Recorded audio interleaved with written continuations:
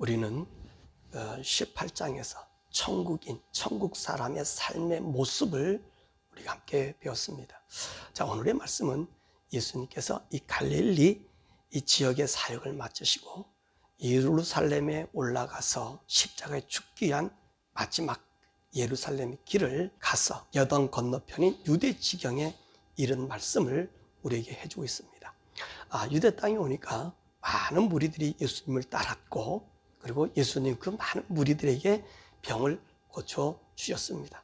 자, 이때 바리새인들이 예수님을 시험하기 위해 이혼의 문제를 들고 나와서 그 물음에 예수님이 답하셨고, 또 젊은 부자 청년이 어떻게 하여야 영생을 얻을 수 있느냐의 질문에 답하신 말씀이 오늘 19장의 말씀인 것입니다. 자, 오늘 우리 하나님께서 이 19장의 말씀을 통해서 우리에게 들려주시고자 하는 말씀이 무엇일까? 우리는요, 예수님께서 공생의 대부분을 갈릴리에서 하나님의 나라에 대한 말씀을 가르쳤습니다. 예수님은 예루살렘에 올라갈 때는 명절 때에 올라가셔서 그곳에 기적을 행하시고, 그리고 하나님의 나라, 천국 복음을 전하셨습니다.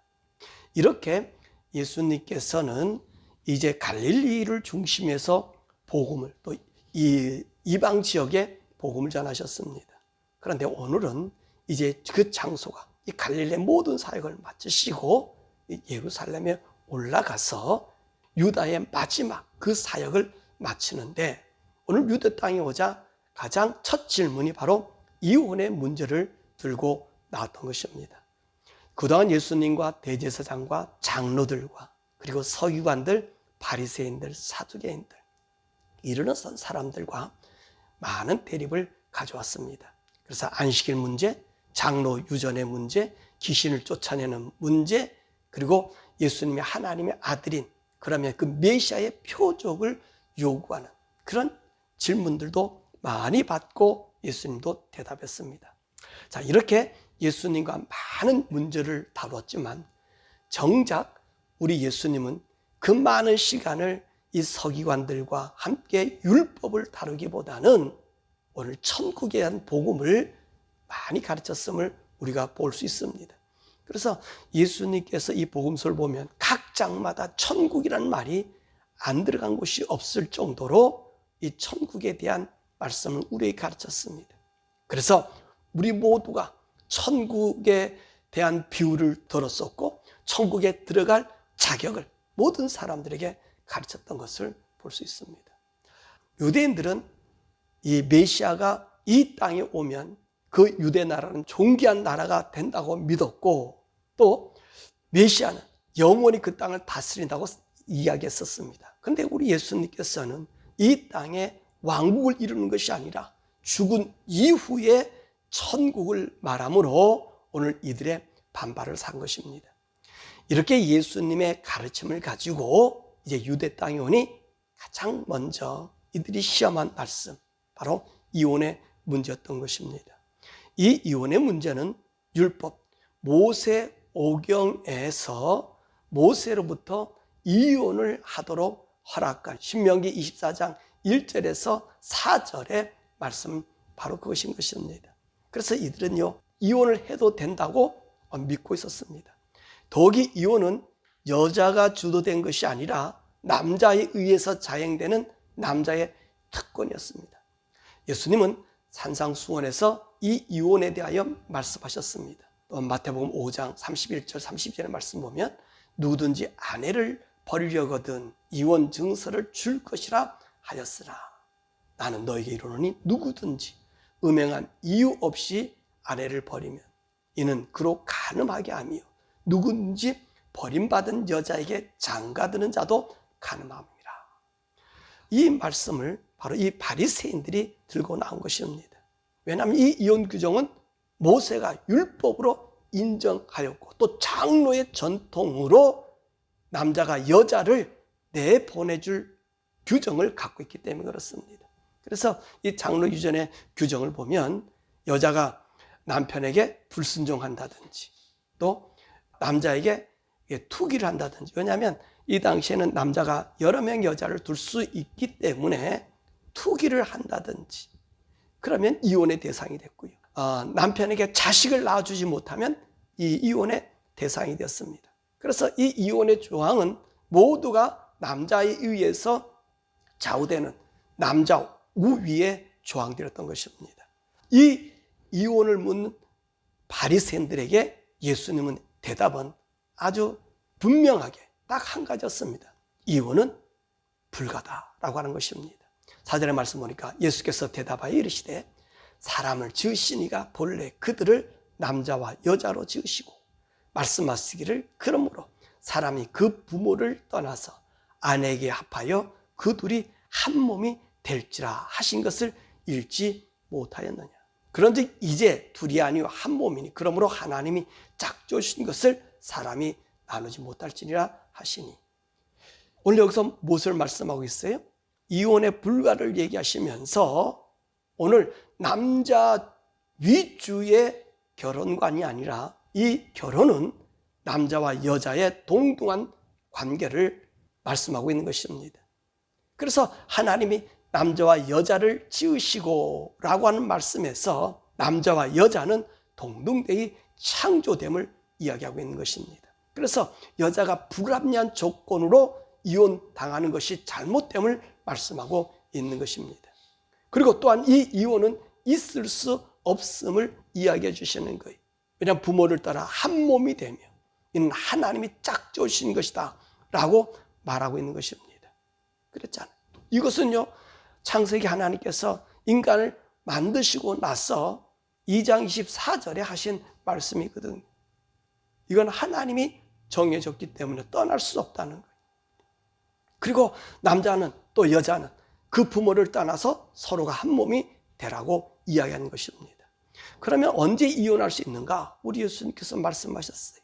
바로 음행한 일 죄하고서는 안 된다는 것입니다. 자, 음행이란 말이 뭐지요? 남편을 두고 또 아내를 두고 타인과 함께 한 몸이 되는 것을 말하는 것이지요. 이것은 하나님의 법을 어기며 하나님을 욕되게 한 것입니다. 이것은 여자에게만 해당 사항이 아니라 남녀 모두에게 적용되는 것입니다. 이렇게 이혼한 남자나 여자에게 오늘 본문의 말씀을 보니까 이 사람과 다른 사람이 결혼하면 이 사람도 가늠하는 죄를 짓게 된다고 이야기하는 것입니다. 그러므로 이혼한 사람이나 이혼당한 사람은 무엇이 금지된 거지요? 재혼이 금지되어 있음을 우리 주님 말씀하고 있는 것입니다. 이렇게 예수님이 이혼에 대한 이야기를 하니 제자들이 문화적 충격을 받은 것 같습니다. 그래서 뭐라고 얘기하고 있습니까? 그럼 결혼하지 않고 혼자 사는 것이 좋겠다 그렇게 얘기합니다. 예수님께서 말씀하시길 뭐라 말씀하셔요? 타고난 사람만 할 수 있다고 하시는 거예요. 그래서 뱃속부터 생리적으로 고자된 자, 또 사람이 만든 고자, 이들은 왕의 내시들 같은 사람들을 얘기하는 거죠. 또 사고로 인해서 불가될 수 있음을 말씀하신 것이고요. 또 어떤 사람이죠? 천국을 위하여 스스로 고자된 자도 있다고 말씀하십니다. 그러므로 결혼이라고 하는 이 문제에 대해서 우리 주님이 무엇을 말씀하고 있는 거예요? 결혼 내가 할 수도 있고 안 할 수도 있음을 이야기하고 있는 것을 보여줄 수 있습니다. 그러므로 결혼은 이혼을 전제로 결혼하는 것이 아니라 둘이서 한 몸으로 하나님의 뜻을 이루기 위해서 결혼하는 것임을 우리에게 들려주고 있는 것입니다. 그리고 또 다른 주제는 어떤 젊은 부자 청년이 와서 무슨 선한 일을 하여야 영생을 얻을 수 있느냐고 질문합니다. 예수님은 내가 생명에 들어가려면 계명들 지키라 그렇게 이야기했습니다. 그랬더니 청년이 뭐라 얘기하죠? 어느 계명을 지켜야 합니까? 그래서 예수님은 살인하지 말라, 간음하지 말라, 도적질하지 말라, 거짓 증거하지 말라, 내 부모를 공경하라, 내 이웃을 내 자신같이 사랑하라 하신 것이니라. 그러니까 청년이 뭐라고 얘기해요? 내가 이 모든 것을 다 지켰는데 무엇이 또 부족합니까? 자, 예수님께서 말씀하시죠. 내가 온전하고자 할진대 가서 내 소유를 팔아서 가난한 자에게 주라. 그리하면 하늘에서 보화가 내게 있으리라. 그리고 와서 나를 따르라. 그렇게 얘기했더니 청년이 재물이 많음으로 인해서 이 말씀을 듣고 근심하며 갔다라고 말합니다. 이 주님을 떠난 이 부자 청년을 보고 예수님은 제자들에게 말씀하시지요. 부자가 천국에 들어가기가 어려운데 마치 낙타가 바늘기로 들어가는 것이 부자가 하나님의 나라 들어가는 것보다 쉽다라고 얘기했습니다. 자, 이러자 우리 제자들이 몹시 놀랐습니다. 그러면 예수님, 누가 구원을 얻을 수 있습니까? 근데 예수님께서는 그들을 보시면 말씀하시지요. 사람으로는 할 수 없으나 하나님으로서는 다 하실 수 있느니라. 자, 이 말씀은 무엇을 의미합니까? 예수님께서 이 청년에게 십계명을 이야기하는 거지요. 모세 율법의 핵심의 축약이 십계명입니다. 네가 천국을 가기를 원하느냐? 그러면 오늘 이 계명을 지켜라. 그러면서 이 청년에게 1에서 4계명을 말씀하지 않아요. 1에서 4계명은 뭐죠? 그것은 하나님에 대한 계명입니다. 근데 이 청년이 신실한 믿음을 가지고 있음을 의미하고 있는 것입니다. 그러면 이제 실생활에 대한 계명을 이야기합니다. 그것이 5계명에서부터 10계명이지요. 네 실생활의 삶, 네가 하나님의 관계를 잘 지켰는데 이 실생활의 삶은 네가 다 지켰느냐? 라고 얘기하니까 청년이 뭐라 말합니까? 예, 다 지켰다 그랬어요. 그런데 내가 무엇이 부족합니까? 라고 물어본 것입니다.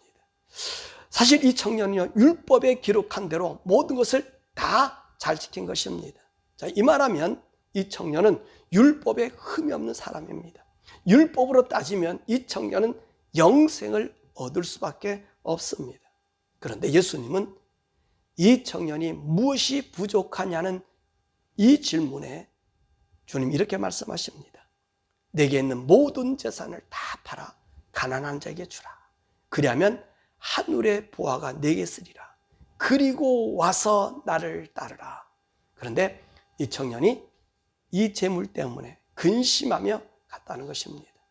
이것이 의미하는 바는 이 청년이 하나님을 믿는 믿음의 한계를 이야기하고 있습니다. 왜 하나님을 믿었을까요? 이 청년이요? 아마 재물입니다. 영생을 얻기 위해 모든 것을 다 팔아 가난한 자에게 주고 그리고 예수님을 따르라고 했더니 근심하여 갔다는 것입니다. 바로 이 종교인이라는 말이시요. 유대인에게 있어서 율법은 종교인의 모습만을 보여준 것입니다. 이 청년이 하늘의 사람이라면 어떤 일을 하였을까요? 분명히 자기 재산을 팔아 예수님을 따랐을 것입니다. 그런데 육의 사람입니다. 육은 물질을 떠나면 죽습니다. 물질은 육에 있어서 가장 중요한 삶의 원천입니다. 이 원천을 버리려고 하니 이 청년은 버릴 수 없습니다. 예수님 이 모습을 보고 뭐라고 말씀하셨습니까? 부자가 천국에 들어가기가 낙타가 바늘기로 들어가는 것이 보다 더 어렵다고 이야기한 것입니다. 즉, 이 땅의 가치를 따르는 사람은 천국에 들어가기가 어렵다는 말씀입니다. 그래서 제자들이 놀랐지요. 그들은 이 율법을 따라 살면 하나님의 영생이 있는 줄 생각했단 말입니다. 그런데 부자가 천국에 들어갈 수 없다고 하니 큰 충격인 것입니다. 왜냐하면 이들의 종교관 또는 이 신앙생활의 목표가 뭐지요? 자, 우리가 하나님을 믿고 잘 믿고 따랐더니 하나님이 주시는 복을 많이 받았다는 거예요. 그렇다면 이 사람 당연히 어디로 가는 거예요? 영생에 들어갈 수 있음을 믿었던 것입니다. 바로 이 믿음에 충격이 온 것입니다. 이렇게 하나님 말씀을 따라서 살아서 그래서 부를 얻었고 믿음의 증표를 가지고 있었는데 천국에 들어가지 못한다는 정말 충격을 받은 것입니다. 그래서 제자들이 질문하지 않습니까? 누가 구원을 얻을 수 있습니까? 예수님은 저들에게 뭐라고 말씀하셨죠? 사람으로는 할 수 없으나 하나님으로서는 다 할 수 있다. 그러므로 구원은 하나님이 하시는 일이지 우리의 판단으로 나타나는 것이 아닙니다. 자, 이 청년만큼 율법적으로 성경적으로 얼마나 완전한 삶을 살고 있습니까? 그런 평가받기도 충분합니다. 그런데 구원을 받을 수 없다. 이 얼마나 충격적인 일일까요? 그런데 오늘 우리 이 청년에서 우리는 무엇을 발견할 수 있습니까? 내 모든 것을 팔아 가난한 자에게 주고 나를 따르라. 그러면 천국에서 너희 상이 클 것이고 영생한 천국에 들어갈 수 있다. 그런 말을 합니다. 그런데 자신이 부자이기 때문에 이 모든 것을 버리고 따를 수 없다는 자세인 것이지요. 그러면 이 청년이 가장 귀하게 여기는 것이 무엇입니까? 무엇이죠? 천국일까요? 재물일까요? 예, 이 사람은요, 재물이 없으면 자신의 모든 것이 없다고 생각한 것입니다. 재물이 없는 천국은 이 청년에게 아무런 가치가 없었던 것이지요. 그러므로 이 청년의 가치관이 무엇일까요? 하늘일까요? 땅일까요? 땅을 사랑하기에 자신의 것을 포기할 수 없었던 것입니다. 이는 신실한 종교인은 될 수 있어도 하늘의 사람이 되지 못함을 의미하고 있는 것입니다. 이 청년과 대조조를 이루는 사람이 우리 성경 누가복음 19장 1절에서 9절에 나옵니다. 바로 세리삭개오입니다. 그는 예수님을 만났을 때 어떤 일을 하였죠?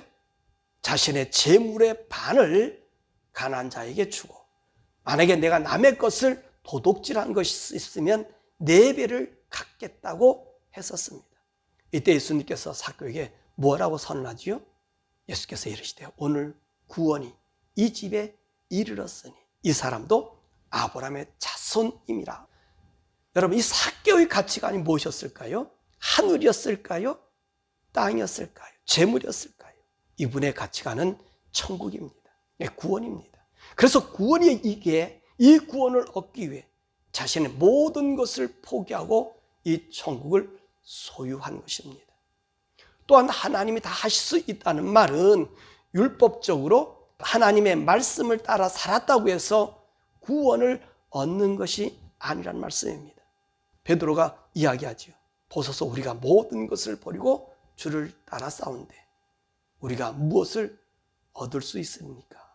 28절에 예수님께서 말씀하시죠. 내가 진실로 너희에게 이르노니 세상이 새롭게 되어 인자가 자기의 영광이 보좌에 앉을 때에 나를 따르는 너희들도 12 보좌에 앉아 이스라엘 12지파를 심판하리라.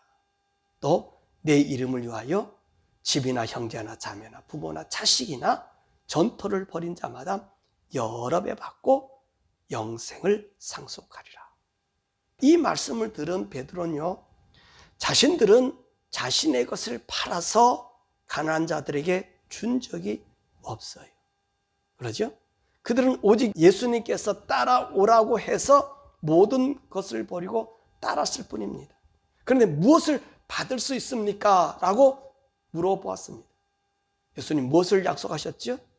오늘 보니까 내 이름을 위하여 집이나 형제나 자매나 부모나 자식이나 전토를 벌인 자는 여러 배 받고 영생을 상속할 것이고, 또 세상이 새롭게 되어 인자가 자기 영광의 보좌에 앉을 때 나를 따르는 너희들로 하여금 이스라엘 나라 12지파를 심판하게 한다는 것입니다.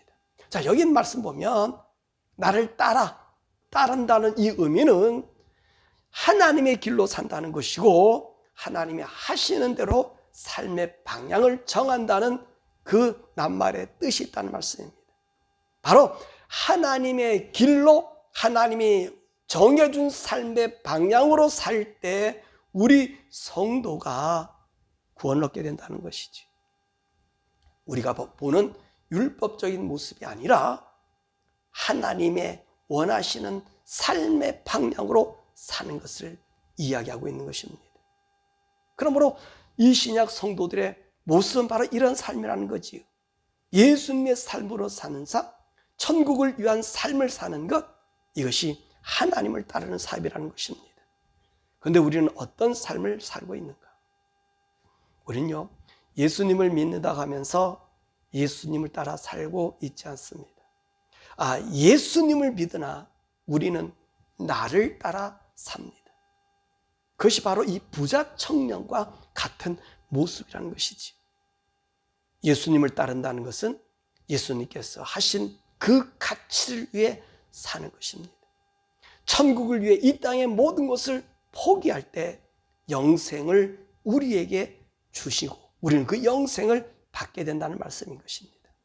자, 우리 말씀을 맺으면 예수님이 갈릴리 사역을 마치시고 이제 마지막 유다 사역, 바로 죽음의 사역인 첫 행보에서 우리에게 무엇을 말씀하고 있는 것입니까? 영생입니다. 성경적 영생이 무엇이 하는 것입니다. 그래서 모세가 허용한 이혼의 문제를 가지고 왔고 부자 청년의 종교심을 가지고 온 것입니다. 율법에서 남자가 이혼 증서를 써서 여자에게 주면 죄가 되지 않을 것으로 생각한 그들에게 이혼은 죄라고 말씀하신 것입니다. 자, 그러니까 사랑하는 여러분, 이혼이 죄가 되는 거예요. 그죠? 왜 죄가 되죠? 하나님이 짝지어 주신 것을 인간이 임의적으로 갈라놨기 때문에 죄가 되는 거예요.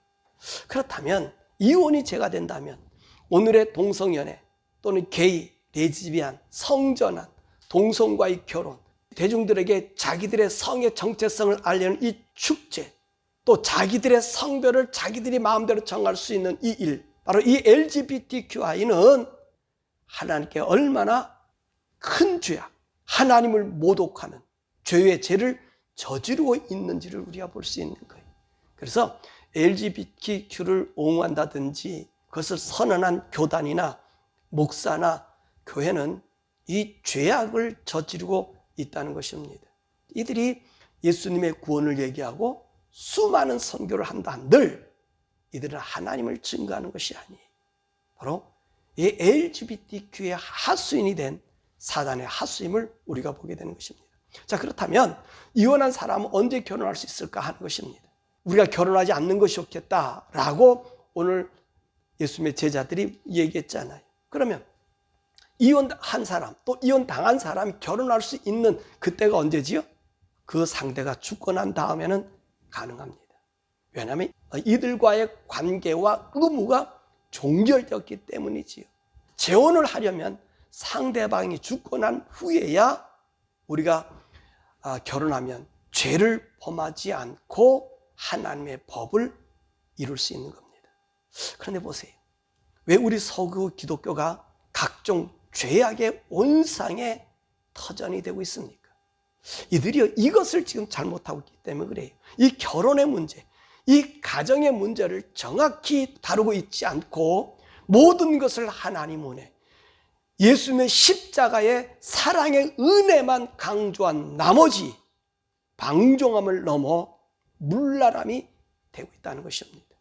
그래서 이 서구 교회가 죄의 온상이 되어 갖가지 하나님을 능멸하는 일들을 자행하고 있는 것입니다.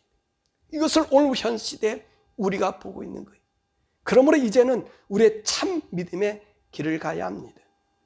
이 부자 청년을 통해서 참 믿음의 길은 예수님을 따르는 것이라고 말씀하셨습니다. 예수님을 따르는 것은 예수님의 길을 따르는 것이요, 예수님이 하라시는 대로 우리의 삶의 방향이 정해져야 한다는 것입니다. 그럴 때 구원이 있고 영생이 있고 천국을 소유하게 됩니다.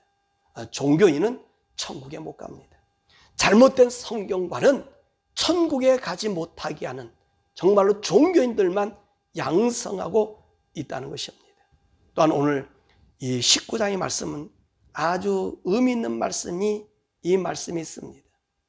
예수님께서 그 공생애를 시작하면서 이 갈릴리 사역은 어떤 사역으로부터 시작했지요? 바로 가나 혼인잔치로 시작되었습니다.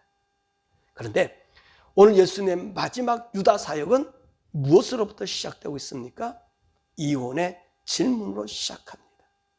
바로 이 종교인인 유대인들의 잘못된 성경관과 그리고 이혼과 그리고 이 부자 청년이 말했듯이 영생을 얻는다고 하는데 그 얻음을 초점으로 가는데 그 길이 달랐다는 것입니다. 그러므로 우리는 어떤 삶을 살아야 할까요? 우리는 예수의 가르침의 복음으로 나가야 됩니다. 우리 주님이 가르친 복음이 어디지요? 바로 산상수훈이잖아요. 이 산상수훈은 신약의 새 계명입니다. 우리 삶의 지침서입니다. 이것이 우리 삶의 등대가 되는 것이지요. 그럴 때 우리는 오늘 영생을 누릴 수 있는 그 길과 천국 시민이 되며 하나님의 아들이 되는 그 은총을 우리에게 설명해 주고 있는 것입니다. 그러므로 저와 여러분들이요, 참 믿음의 소유자가 되기를 원합니다. 구원은 하나님이 하십니다. 그죠? 그러면 하나님이 하시는 것은 우리가 성경적으로 살았다고 해서 구원받는 것이 아니라는 거죠. 유대 청년만큼 이 젊은 청년 성경적으로 산 사람 어디 있습니까? 그런데 누구의 길을 버렸죠? 주님의 길을 버렸어요. 주님이 원하시는 그 뜻을 버렸어요. 그래서 떠나갔습니다. 우리가 하나님 많이 하는 그것이 우리가 하나님의 뜻을 이루는 것으로 착각할 수 있습니다. 우리는 하나님의 일을 많이 하는 것보다 예수님의 뜻을 대로 사는 거예요. 하나님의 뜻을 대로 살아가는 거예요. 예수님이 따라간 오늘 제자들이 그 모습을 보여주고 있지 않습니까? 우리는 아무것도 한 것 없습니다. 부자처럼 가난한 자도 구원하지 못했습니다. 다만 주님이 따라오라 했기에 그 길을 왔습니다. 그럴 때 우리 주님 뭐라 말씀하셨어요? 그런 자들에게 천국이 상속되고 하늘의 보좌에 앉는 이 권한을 주신다고 약속했던 것이지요. 그러면 저와 여러분이 이 세상에 살아가는 동안 하나님 말씀 따라서 예수님의 말씀을 따라서 그분이 방향을 정해 준 대로 우리가 걸어가서 천국의 삶, 종교인의 삶이 아니라 예수 믿는 종교인의 삶이 아니라 주님의 마음, 주님과 동행한 성령님과 동행해서 그분이 우리에게 주시는 그 말씀, 그 삶의 지침새로 걸어가는, 그래서 구원은 우리 속도 되기를 주님의 이름으로 간절히